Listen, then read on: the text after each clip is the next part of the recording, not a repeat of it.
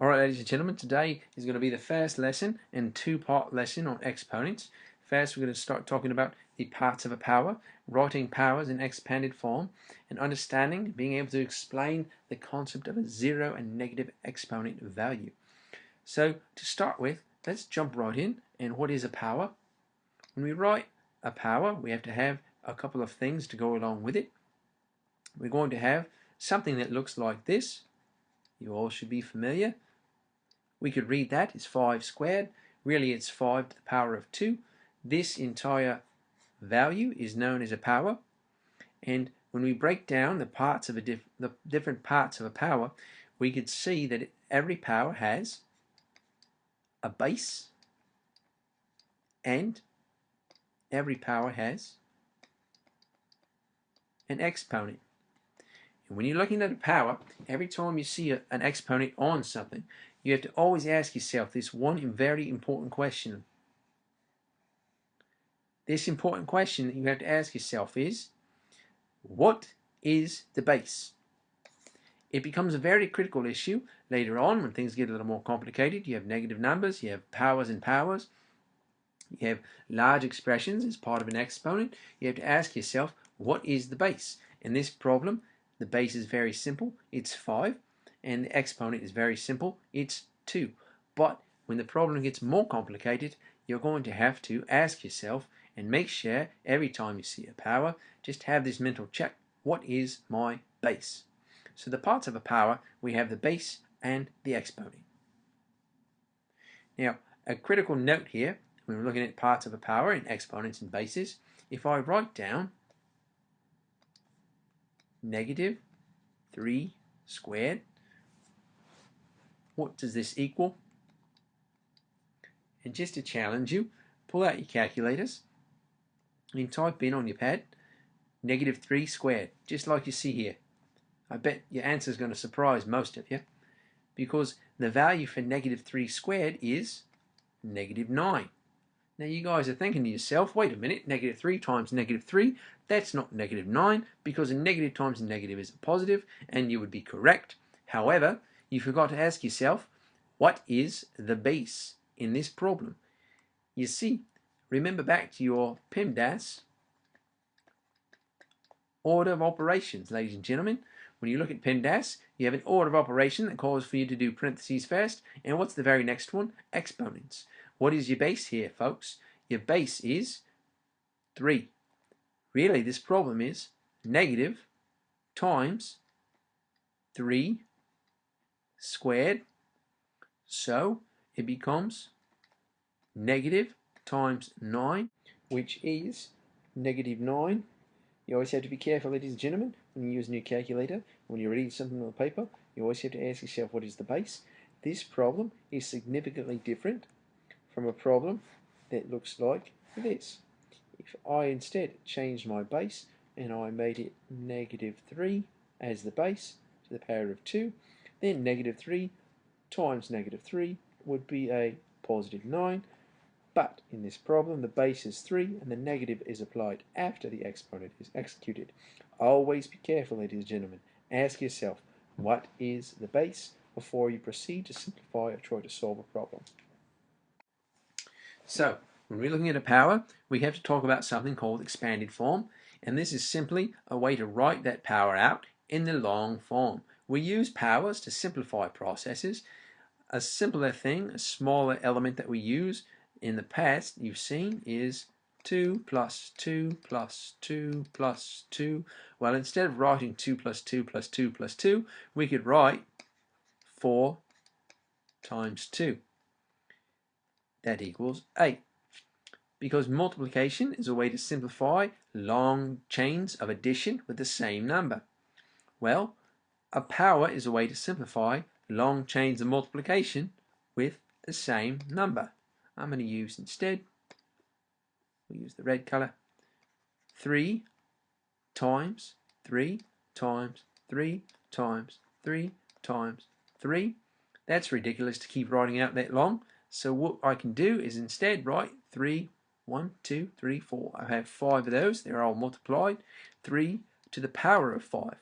So this is my power. This is the expanded form. So if you ever see a power and you're told to write it in expanded form, let's say we have the power x to the power of 4. If I wrote that in expanded form, here's my power. I'll write it out in expanded form. All I'm doing is taking all my exponents and writing them out longhand. This would be x times x times x times x. There, my power is written out in expanded form. Now, I've got another little problem over here. It's hiding right behind this curtain. Let's see if I can get that. There we go. Here's my next problem. Let's drag this down and write this one out in expanded form. Make all these guys get a little bit smaller for us. Make some room. When I write this problem out in expanded form, don't want red anymore. When I write this problem out in expanded form, I need to identify the bases in my problem. 2 is not a base. It does not expand anywhere, but y is a base and a power. It becomes y times y. And inside this parenthesis, everything inside the parenthesis is the base. So I need to write out x minus 3 times x minus 3 times x minus 3. Those are the expanded forms, and we just use the expanded form to kind of re-emphasize what a power means and what we're really dealing with. It's not much practical application to write expanded form out in solving a problem and doing a daily application. Perhaps there are some times when it makes sense, but not very many. Most of the time we're going to collapse these things back into the power notation. So let's talk about one of my favorite subjects with exponents is the zero and the negative exponent. And we're going to identify for you what a zero exponent and what a negative exponent will do to a number, to a base. So I'll tell you what it is first, and then we'll go through and I'll show you why it is that way. First, let's talk about zero exponents. The algebra of it says that any number a to the power of 0, or any base a to the power of 0 is going to equal 1. Now it doesn't seem very intuitive because we always think to ourselves, well, 0 times 0, anything times 0 is going to be 0. And logically thinking, if I do 2 to the power of 1, I'm saying I have 1, 2 there, multiplied by itself, just by itself, not multiplied by anything, that equals 2. And if I have 2 to the power of 2, well, if I expand that out, it's 2 times 2. That equals 4. But if I had 2 to the power of 0, how do I write that in expanded form? It's not very logical. There's nothing really to do. I have nothing. So a logical approach might tell you that 2 to the power of 0 is really 0. But be careful, because 2 to the power of 0 is not 0. Let me see if I can show you why. We'll use a bit of a backwards logic here. 2 to the power of 4, that does equal 16. Alright, 2 to the power of 3 equals 8. But 2 to the power of 3 also equals, if we write it a different way, 2 to the power of 4 divided by 2, which is, put that back, take that away, 16 divided by 2, which is 8. So if we continue this logic on, every time I reduce my exponent by 1, I divide my previous number by 2, and I get my new number. 2 to the power of 2 should equal 8, my previous number, divided by the base, which is 2, and I get 4. We all know 2 to the power of 2 is 4. Follow that logic on. 2 to the power of 1, I reduce my exponent by 1. I divide my previous answer 4 by the base. 4 divided by 2. Now that equals 2, and that's what we should have got. That makes sense to us. Now let's reduce our exponent by 1 again. This time 1 minus 1 is 0. So 2 to the power of 0. If we look at our previous answer was 2. We divide it by the base. Wait a minute. 2 divided by 2 is 1. So 2 to the power of 0 is 1. This is going to work with any number, ladies and gentlemen. If I do 3, I can work through with 3 as well. I go 3 to the power of 3 equals 27. 3 squared equals the previous answer, 27, divided by the base, which is 9. I can go 3 to the first equals the previous answer, 9, divided by the base, 3. 9 divided by 3 is 3. And when I go 3 to the power of 0, it's the previous answer, 3, divided by the base, 3 equals 1. Anything to the power of 0 equals 1. So I'll ask you the question, what's 1 million to the power of 0? Well, ladies and gentlemen, 1, 1, 2, 3, 1, 2, almost, there we go. 1 million to the power of 0 equals 1. And that's the key element right there, folks. Anything to the power of 0 equals 1. So, you may be asking yourself, I took up this whole slide for the power of 0. Everything to the power of 0, anything at all to the power of 0, any base to the power of 0 equals 1. And that makes up a good point here. Any base. So if I write x squared plus 3xy minus 14z plus 18q, all of that to the power of 0. My first important question, anytime I see a power, what's the base? It's this entire element inside the parentheses. And it's all raised to what? The power of 0. So my value is 1. Straightforward and simple, ladies and gentlemen. It's a nice mathematical rule. It doesn't change. Anything to the power of 0 is 1.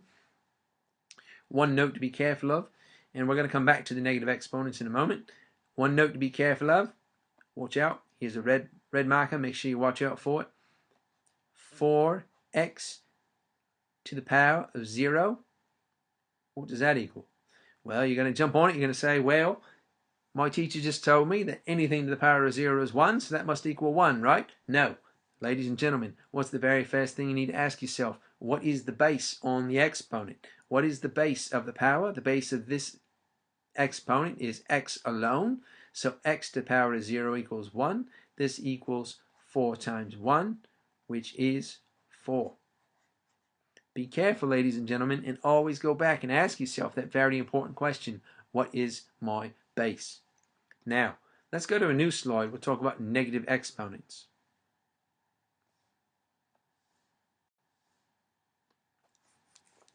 So we just talked about, we go back to our example here with the number 2. 2 to the power of 2 equals 4. 2 to the power of 1 equals the previous divided by the base, 2.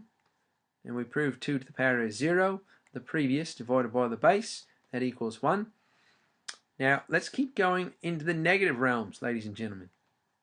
2 to the negative 1. Well, I reduced the exponent by 1. My previous answer, 1, divided by the base, which is 2. 1/2. Now, let's go one step further. Reduce it again. 2 to the negative 2 equals my previous answer, 1/2, divided by 2, which equals 1/2. Instead of dividing by 2, I can multiply by 1 over 2, 1/4.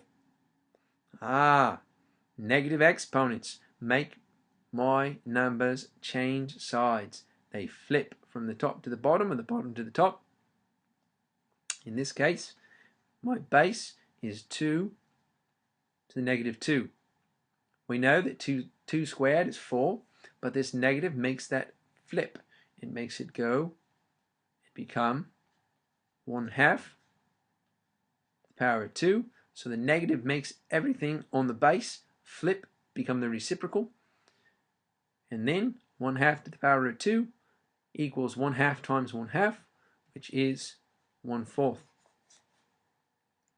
So let's try another example here. To lock it home, remember, ladies and gentlemen, anytime I have something to the power of 0, it equals 1. Anytime I have a base raised to a negative exponent, I take the reciprocal of that and then I raise it to the power. So what is 2/3 to the power of negative 2? First thing I do, I look at my negative exponent here, And I'm going to apply the negative exponent first. It makes everything on the base flip. So I write 3 halves squared. Now that equals 3 halves times 3 halves, 9/4. We'll work through some of these problems in class. Make sure that you, ladies and gentlemen, give the concept checks a shot, and we'll go through some of these more difficult problems in class to make sure the concept is locked in.